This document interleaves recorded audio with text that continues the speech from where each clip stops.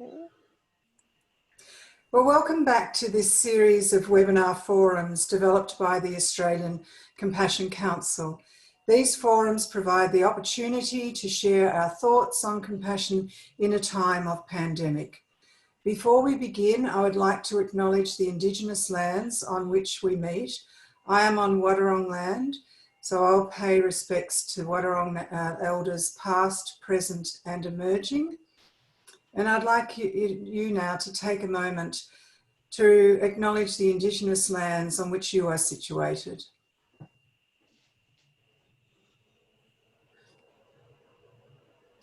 I am Lynn Reader from the Australian Compassion Council, and I welcome you to these forums which are exploring compassion across a wide range of areas. And this week in the very important area of leadership. I just wanted to start by also acknowledging the other Australian Compassion Council members, and they include Terry Ailing, Dr. Debbie Ling, our speaker today, Mark Crosweller, Louise Murphy, Dr. Sue Sumskis, and our National Indigenous Advisor, Al Harris, a Noongar elder from Western Australia. During this pandemic, around the world, we are clearly witnessing what leadership looks like under pressure, and the importance of being well prepared for global stresses like this pandemic cannot be underestimated. Our speaker today, Mark Crosweller, is perhaps uniquely placed to speak about leadership under pressure. Mark is the director of the consultancy practice Ethical Intelligence, and until recently headed up the federal government's National Resilience Taskforce. He was formerly Director General of Emergency Management Australia and has had 34 years of operational experience, including as a firefighter, and 20 years in senior leadership. During that period, Mark has led major strategic reform at national, state and local government levels, and as Director General, he was responsible for directly briefing the Prime Minister on all aspects of disaster management. In his PhD, Mark is currently researching the ethical premise of leading people through adversity and loss. Mark, in all these senior positions, you have witnessed much suffering, particularly by those who have lost loved ones and homes in natural disasters, such as the terrible fires we had recently in summer in Australia. I just wonder what that lived experience has taught you about the human motivation of compassion. Thanks, Lynn. In a word, spontaneity. The spontaneous nature of compassion in humanity to step in and run towards suffering. It really knows no bounds. I think the nice thing about what I've witnessed, and there's a saying in the world of disaster management that disasters don't create character, they reveal them. And I think that what I have seen in disasters time after time after time is the true nature of people to go out of their way to help somebody else. And the thing with crisis and disaster is the suffering is so overt. It's highly overt and it's really unambiguous, and it gives people an opportunity to be their best. And the vast majority of people do. Some don't, of course. Some are still constrained. Some are still, I guess, not tuned in to the needs of others, or conversely more tuned into the needs of themselves. And that, so it's not a perfect world, but it's certainly an inspiring world. And it's often left me with the prevailing question as to why is it that we can't do this in everyday life? Because it does come from a natural spontaneity, but we just seem to be not yet capable of extending it more broadly, more profoundly into the mundane aspects of suffering that occurs every day, of course. So it's been an impressive career full of witnessing and experiencing heartache and tragedy and loss, but character shaping, character forming, and quite privileged really to see how good people can be, naturally so. Yeah, and interestingly, your experience on the National Resilience Taskforce, given that experience, you do make a clear distinction between resilience and compassion. So I was wondering to hear a little bit about that as well. So when I was asked to head up the task force, it was as you rightly say, very much about resilience. The first piece of advice I gave the government was that it was near impossible to be resilient if we didn't reduce risk. In other words, we needed to reduce as much harm and suffering as possible. So our policy response had to be predicated upon compassion and really the essence of compassion, which was to define suffering, to find it, harm and suffering, and to do something about it, to make sure that we were consciously and actively looking for those things that created a harmful society in the space of natural peril, and what could we do collectively, particularly collectively at a government and institutional level, to reduce as much of that as possible consciously, so that it gave people, individuals, communities and society more broadly, half a chance to be resilient. And what I found was that unless we brought consciousness to the production of harm and suffering, which is being manufactured every day through the decisions that we make, mostly unconsciously, of course, sometimes consciously, unfortunately, but mostly unconsciously. Unless we brought a consciousness to that production, we were almost setting people up to fail. So we were saying, look, resilience is ultimately an experiential process. So it's either absorbing, transforming, persisting, or adapting to a harm that's arising as a result of a natural peril or a force, and using those attributes to navigate through, hopefully lessen the negative aspects of that experience as much as possible, and come out the other side as a functioning, adult, human being, child, whatever, that is well, is safe, and is relatively happy. So that's a good aspiration. But if institutions are making decisions that are harmful, putting people in harm's way, inappropriately building things that will not withstand the forces of nature, structurally building in inequity into the distribution of wealth and resource so that people don't have a chance to be resilient, they can't afford to be, or they don't have sufficient agency, all those things are generated institutionally. And unless we address them, then resilience becomes near impossible. So it was, I think, Lynn, a living example as to how you bring compassion into public policy by openly admitting that it's the institutional decision-making processes that result in, consciously or otherwise, result in harm or residual harm. Let's get conscious about that residual harm and let's seek to minimise it wherever we possibly can, such that people can navigate its remainder as well as possible. And it's a brave space to be in, but ironically, the government accepted the entire proposition, and the framework and the policies that attached were endorsed by all levels of government in Australia without amendment. So the argument rang true. The argument was sustained, and not overstressed, and we didn't overburden the government with the proposition of creating harmful societies, but we did say that it was the institutions that created society and subsequently they had an obligation or responsibility to limit the harmfulness of those decisions to the extent to which they were able. And the argument sustained itself. So. And you also talk about the difference between resilience and compassion as where, at what time they show up in that continuum of process, so that compassion turns up at the start as a motivation and resilience more as the bounce back. I wondered if you could speak a little bit about that.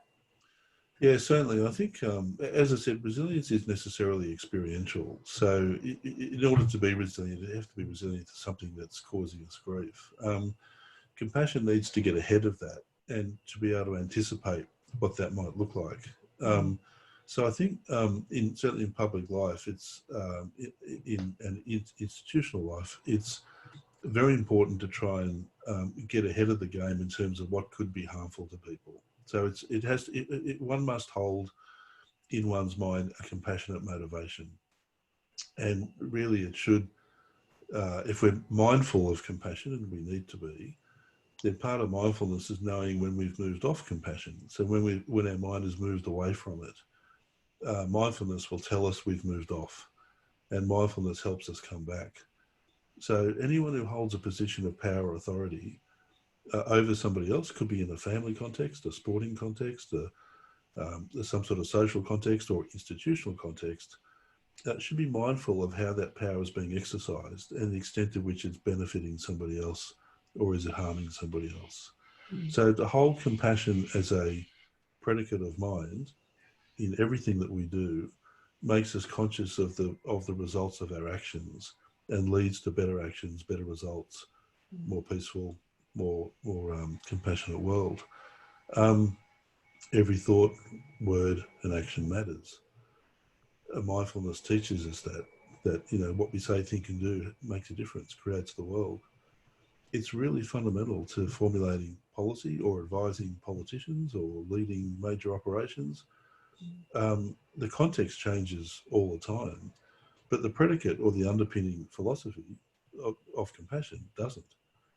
And once, and it took me many years to train my mind to be this way, and I still don't hold it permanently, of course. It's still a mindfulness practice to bring my mind back, but it has shaped so much of how I have advised prime ministers, cabinets of governments, commissioners, and other senior executives and leaders to be very mindful of the effects of action, and to hold as the greatest premise the reduction of human suffering in the space of crisis. And the greatest measure of success is the upholding of public trust and confidence. And those two things together, the reduction of suffering and the upholding of public trust and confidence, are the two ethics that should drive all leaders in every crisis. And we definitely get a better result when we do. Yeah, so, which brings us to your PhD on ethical leadership. And you've literally interviewed world leaders that have impacted all our lives by the decisions they have taken. And so I'm just wondering if you can give us a little bit of feedback about the interviews, what they revealed, and what they're saying about the individual leadership attributes required for the uncertain world we're facing at the moment. There's two really distinct stories, and they're both, one was from a former US governor and US presidential candidate, and the other was a minister in one of the Australian governments as police, emergency services and corrections. I'll go to the US governor first. His story was profound. He had a population of in excess of 20 million people to look after. And I asked him about compassion. I said, can you be compassionate to all those people? And he said, yes, one person at a time. In other words, everybody that he met was an opportunity for compassion. Not long after coming to government, he was confronted in a town hall meeting of a constituent who was very upset that her daughter was disabled, severely disabled, and she was herself was aging and was very worried about leaving behind her daughter when she passed away. And the social support networks were not in place by the government and institutions to adequately look after her daughter. And she was very worried about that, and she expressed that in no uncertain terms in the public meeting. And this particular governor really tapped into that and went and spoke to her personally and offered her 5 days of his time. And he would stay with her for 5 days over the course of the next 3 months to really understand what it meant to have a disabled child and what her fears looked like and what he might be able to do about it. So he committed to that. And he got to experience and to understand what it meant to suffer in that context. And it moved him so profoundly that he changed public policy around disability and the social support services required to assist citizens. He was so moved by it that he came back and changed the policies to better reflect and respond to her needs. I think the power in the story is the intimacy of the relationship between one person who holds immense power and someone who holds none. And a similar story turned up with an emergency services and police minister in Australia who also had responsibility for corrections, and he was asked to make a determination as to whether her mother could keep her newborn child in jail. And all the advice from the department was no, that the child needed to be fostered out. He was about to sign that requirement, that document, and his conscience said to him, go and speak to her first. So he went into the prison, into the cell, and sat with her and asked her to tell him her story, and she did. And he was so moved by the story and understood the nature of the suffering that she was about to endure and had endured during the course of her life, which is what ended up putting her in jail. He came back, he ripped up the document, and he wrote a new one, and he said she can keep the child in prison. She ended up becoming a good friend of his. She was released from jail sometime later, married and had 3 other children. She's now a responsible adult in society and has become a good friend of the minister. The point of these stories, Lynn, is that it's the personal connection and the relatedness of 2 humans who come together and share a story, share an experience, and find the magic of compassion, or the shared space of understanding that profoundly moves them to make a structural policy decision or difference. So they go back into the institutional world and they make sure that reverberates throughout the system. When I asked both of these people, could organisations be compassionate? They both said no. It had to be the people. That the organisations themselves were machines. And they were very much geared like machines. And ironically, when you work in government, we often talk about the machinery of government. So they are in every sense of the word like a machine. But both of them made the distinction that what makes the difference is the people. And when people understand compassion and then change that machine to respond appropriately, that's when you see the effect. But if we rely on the institution itself to do something about it, it won't happen. So really profound stories, Lynn. Just two clear distinctions for me, but came from different parts of the world, but turned up in very similar contexts. And so are you saying then that the individual attributes are empathy, understanding of common humanity, just, wondering about what are the attributes, what are the ethical attributes? Because you could argue that, a lot of politicians, if they're catching up with people in business or that can profit from their decisions, that sort of connection, they can be influenced by that as well. So how are they prioritising at that ethical level? What were the attributes they needed to do that? Yeah, so character is really important. So the attributes of character, I think, are very much underestimated or understated in a modern Western democracy. I surveyed on 16 characteristics for my PhD: trust, kindness, patience, empathy, well-being, consideration of others, integrity, truthfulness, and others. I'll focus in on those in a second as the top 5, but 92% of the respondents said that those attributes of virtue were fundamental to leadership. And these were leaders that were CEOs, commissioners, mayors, chief officers, governors, so on and so forth, very influential people in the institutional framings of public life, who genuinely believed that they were fundamental, and without them, that you simply could not lead. Were they supported? About 56% believed that they were, and about 44% believed that they were not. And so there are environmental constraints about exercising virtues. The most important ones were to have integrity, to be trusted, to be truthful, to exercise humility, and to be compassionate, were the top 5 virtues or characteristics that leaders thought were important to leading through complexity and adversity and crisis. And much of their evidence reinforced that. Absolutely reinforced it, that all of those things were more than possible, that they were fundamental. But we do push against a pervasive ideology in Western society that will completely negate that possibility because it sees it as weakness or inconvenience. And unless we're conscious of the dark forces of those things in ideology that push against us, then we probably won't be able to liberate things like compassion or humility or trust or truthfulness or integrity, because it gets swamped by the ideology that sees those things as somehow weak or inefficient or ineffective or non-profitable. Mm. But Lynn, my experience has been not only in interviewing these leaders, but in working with leaders who have held to those principles, that they always, one, win the respect of their electorates or their organisations, and two, in fact, do win the day. They do win the day. It's Mark Twain who said it's never wrong to do the right thing, irrespective of the circumstances. And I've seen more than enough evidence that over time, taking a stand for what's right, taking a stand for what's good, taking a stand for the consideration of other people, ultimately wins the day. The battle may not be won, but the war will be. And so on any given day, it may look pretty difficult to be compassionate on a given day when there's so many things working against it. It may look like a failure, but keep going, keep trying, stay with it. Eventually it comes out the other end and the world looks much better for the effort.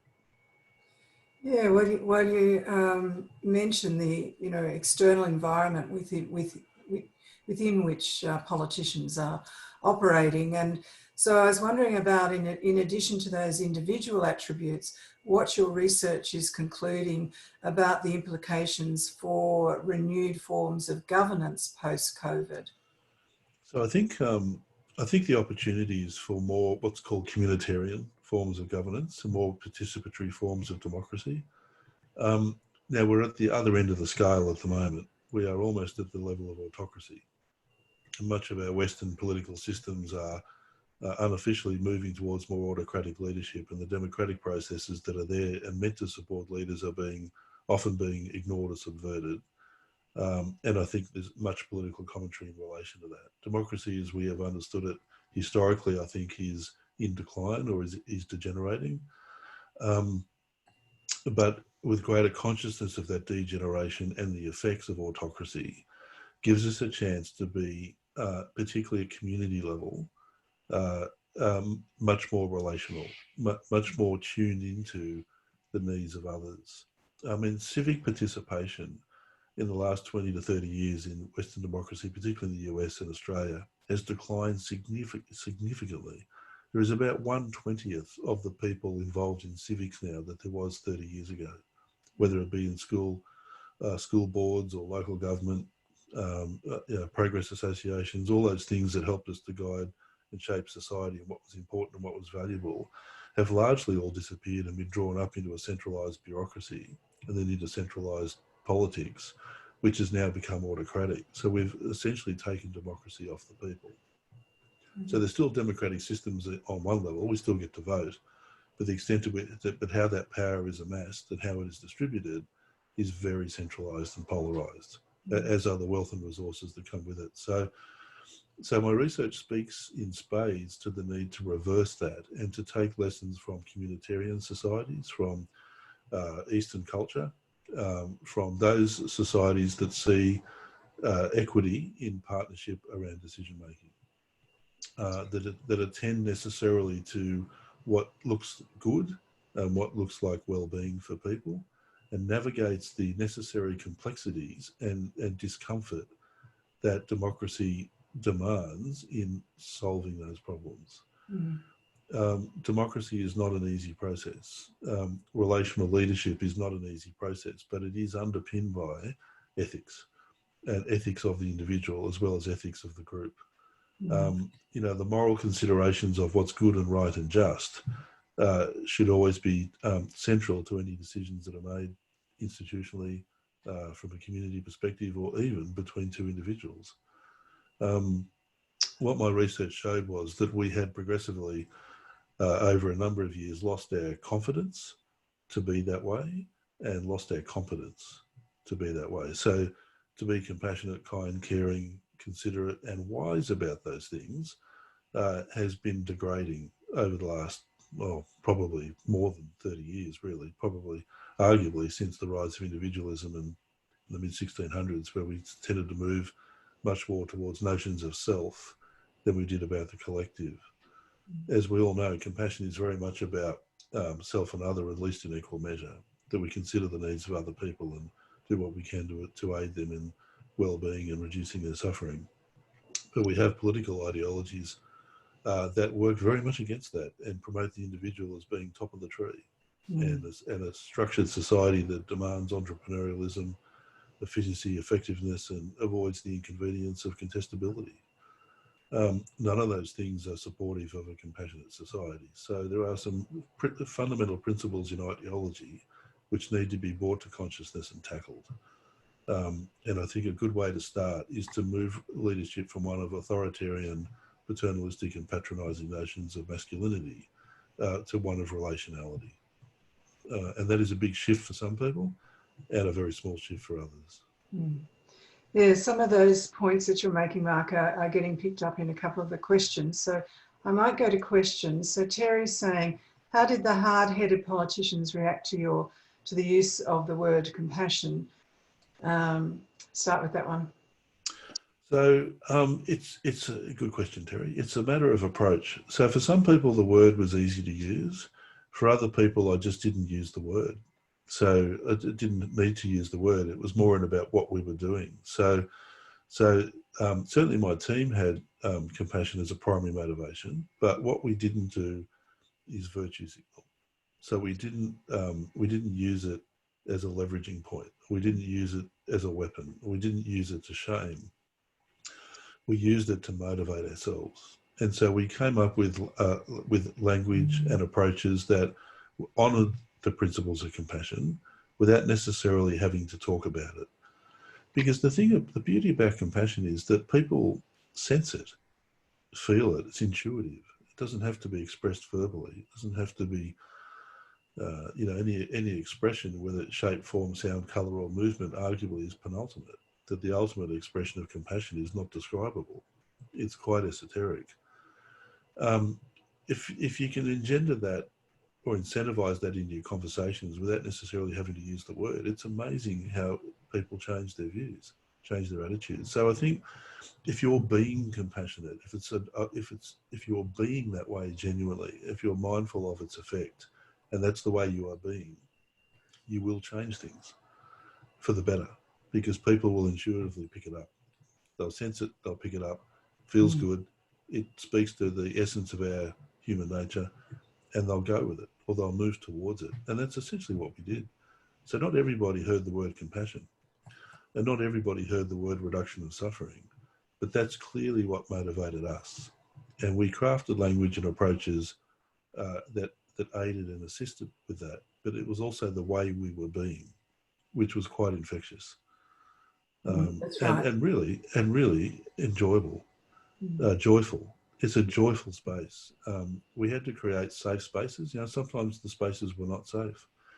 The level of aggression, anger, vitriol was palpable.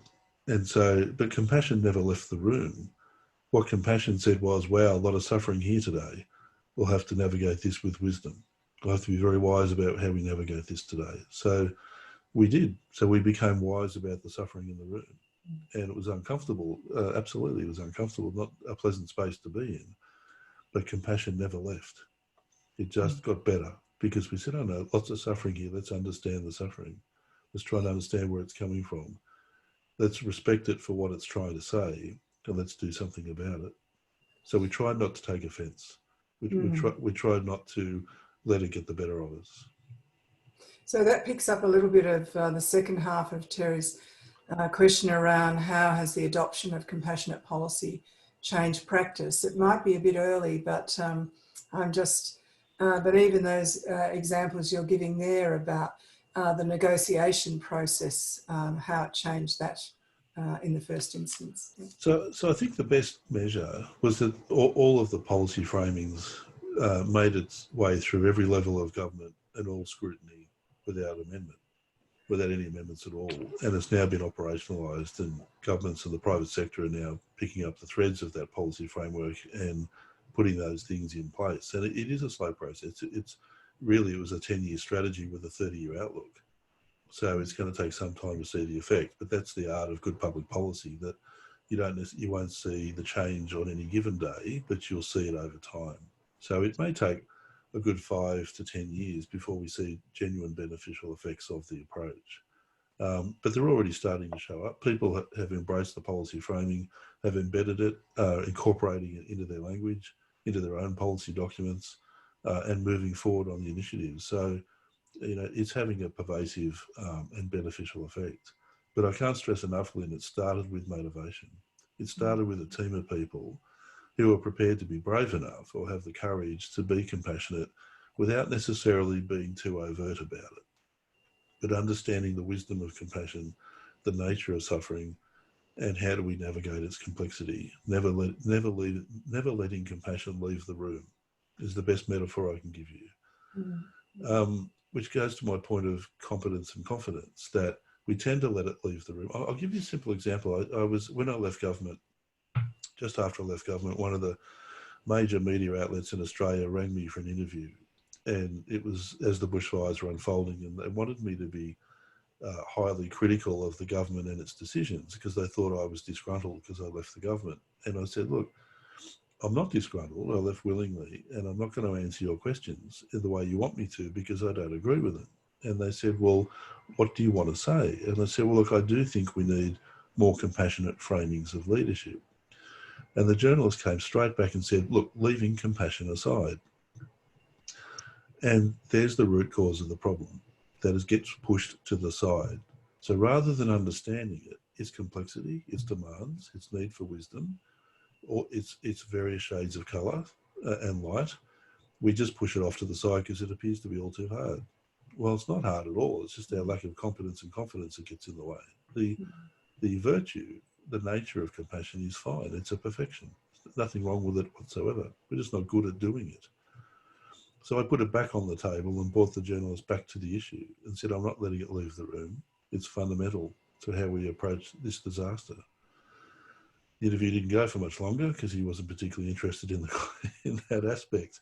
But it's not the point. I wouldn't let it leave the room. I was prepared to stand firm on the issue.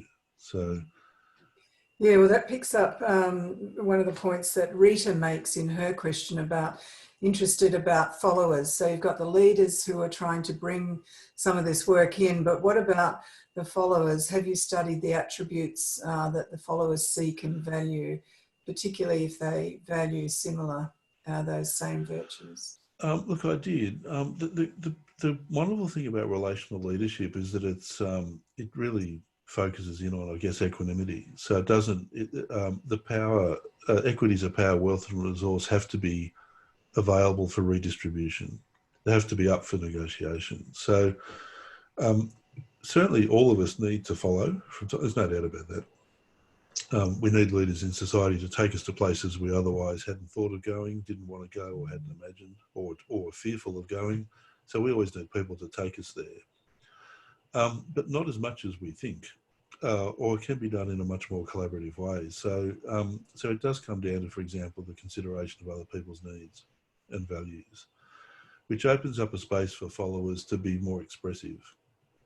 I look at Jacinta Ardern as a great global leader and role model for empathy and compassion, kindness and well-being, which are tenets that she bases her leadership on very publicly and very overtly. Unfortunately, we sanctify her, which is dangerous, because anyone who's sanctified or made holy ultimately becomes demonized. I think that's very sad and unfortunate and unnecessary. What she is doing, though, is exemplifying. So she's leading by example. And essentially what she's saying to those who follow her, you can do this too. I'll show you how it's done, but you can do it as well. To take a Buddhist view of this, that the mere fact that we can recognize kindness or well-being or compassion, and if I slow the word up, it's recognize, means that it's already on our mental continuum. We already know what it looks like. Someone's just showing us how to do it. That's it. It's not like we don't know what kindness looks like or compassion looks like. All the leader does is exemplify. That's it. They have the courage to exemplify the attribute. And they're inviting other people to be the same. Maybe in a different context, of course. The context may change. Mandela was no different. Mandela's principle was freedom. The tactics to get there were negotiable. The principle was not. And he used forgiveness and compassion and many of the other virtues to land his country in a more peaceful place. It was all virtue driven. It was ethically driven. It was also politically driven, but he was able to bring the two together. He developed a wisdom over the course of his life on integrating his ethics with politics. And Jacinda Ardern is doing exactly the same thing. And her popularity rating, I read this morning, is the highest of any New Zealand Prime Minister in history. Because she's had to navigate through the Christchurch shootings, the White Island earthquake disaster, massive flooding in the north and the south, and COVID-19. And she continues to step up, consider other people, and be prepared to put a government in the space of being generous and kind and compassionate to the extent of which she is able. And then all leadership really asks for, and all the ethics really asks for, the virtues, is to exercise them to the fullest extent that we're able to, and that we're capable of doing. It's just asking us to stretch ourselves. It's not asking us to be perfect. Not at all. It's just saying, look, keep going. Don't stop trying. Don't let these things out of the room. Just get better at them. So they are perfections. They don't need any more work. We just need to get better at them. So, they're perfections in their own right. This is what makes compassion such a wonderful thing. It's already perfect. It's just our understanding and application is imperfect. And what does that imply? Just get better. Keep practicing. Practice. Get better. Yeah. Yeah, that's right. Yeah, practice. It's the obligation of all of us. Yes, yes. Oh, thank you, Mike. I just want to finish with the final question I'm asking each of the speakers about what is the enduring image that they have witnessed during this time of physical distancing? Wonder what that's been for you. I think profoundly people have become more real. I'll give you a really simple example that all my meetings now are Zoom meetings, Zoom call meetings or Skype or Teams. So when somebody first comes up on the screen, there's this picture perfect image, studio shot of the person in their best clothes, with their best makeup or best hair, whatever. They look fantastic. And then they come online, and then you see the real person, and there's greater beauty there, because you're seeing them in their natural world, in their home, with their bookshelf or their kids or the dog, or the messy kitchen table, or the noise in the background, and it's real. And it's delightful. And people are more accessible. They're more generous. They're kinder. They've got a greater sense of humility. The pretensions and the gloss and the veneer is stripped away. And they can be themselves. And I think it's one of the great silver linings of COVID-19. There is, of course, much suffering, and people are responding to that in really innovative ways. Feeding the homeless is now a big focus of many of the restaurants and cafes who've turned their efforts to feeding people for free or for less cost, and developing social conscience around that. The adversity of COVID-19 is revealing in so many people what it means to be generous and kind, that they were too busy or too distracted to have time for previously. And to go back to the point that so many people have said, statistically at least, I don't want to go back to the way things were. I've discovered something here which is valuable, and it is ultimately about connection and well-being, consideration and generosity, and they don't want to lose those things. And the advice I'm now giving into the private sector is don't let those things be lost. Come up with ways of preserving those things. Put well-being as the central focus of your organisational realignment. From there, good things will come. You'll get increased profits and efficiency if that's what you in fact choose to chase. But put well-being at the top of the tree. Don't put well-being under profit or efficiency or effectiveness. Swap it over. Put well-being at the top, and you'll get all those other things if that's what you're pursuing. Yes. So it's a global disruption. It's causing immense grief and suffering to so many people, but it has also yet again liberated a more compassionate world. Maybe we can get to a point one day, Lynn, where we don't need the adversity to show that much compassion. That compassion is already in place before the adversity turns up. It seems to be like we go to sleep. The adversity turns up and says, well, I need to wake you up, so here's another crisis to make you real. the more we can stay real, the less impact adversity would have on us in the future. So look, in some respects, Lynn, it's an exciting time. It's a very painful time for so many, but it's also exciting, I think, because it's bringing out the best of us, and we need to capture that and embed it, instill it in our leadership, make people more conscious of it, and honour it. Thank you so much, Mark. That's just been so nurturing to be in conversation with you and to hear your thoughts on all these things. As I say, uniquely placed almost to talk about them, and really look forward to reading your PhD work when it comes out, or the book, and on leadership. And thank you so much. I wanted to also let people know that next week, Lior, the independent singer-songwriter who with Nigel Westlake created the Compassion Symphony, is our guest, and that will be very special as well. Thank you again, Mark. Thank you.